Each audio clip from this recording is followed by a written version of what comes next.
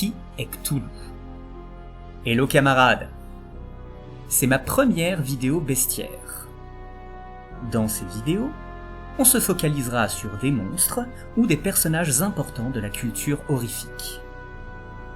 Pour débuter, j'ai choisi Cthulhu.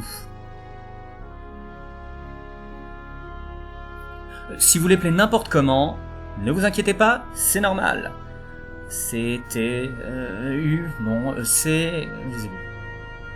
Cthulhu a été créé par Howard Philip Lovecraft, un auteur d'horreur américain très célèbre. Il est né en 1890 et mort en 1937.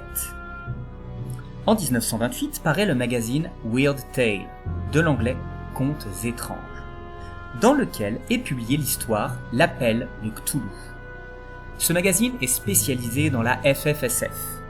La FFSF, c'est la fantasy, le fantastique et la science-fiction. Bien sûr, on peut ajouter l'horreur. Par ailleurs, c'est un magazine de type pulp, un magazine au papier de mauvaise qualité, vendu à un prix dérisoire, ce qui permet une diffusion confortable. Cthulhu est un monstre venu des étoiles.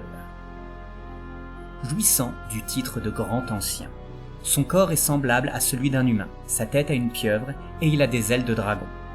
Il est énorme comme une montagne. Voici un dessin de l'auteur. Attention toutefois, il explique que Cthulhu ne peut être décrit par l'humain. Il est impossible de se le représenter.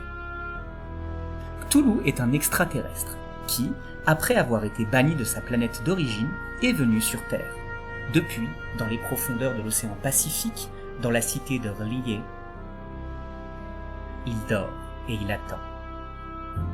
Certaines personnes vouent un culte à Cthulhu, comme si c'était un dieu.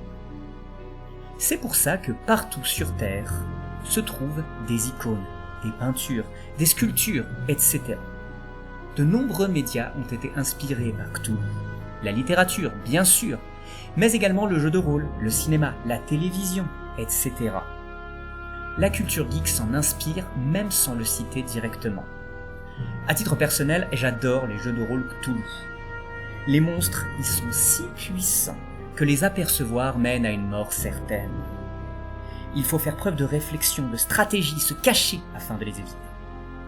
Cthulhu serait-il seul? Non, il existe d'autres grands anciens, mais il est le plus populaire. Beaucoup d'auteurs l'ont pris pour modèle, il est fondateur d'une mythologie.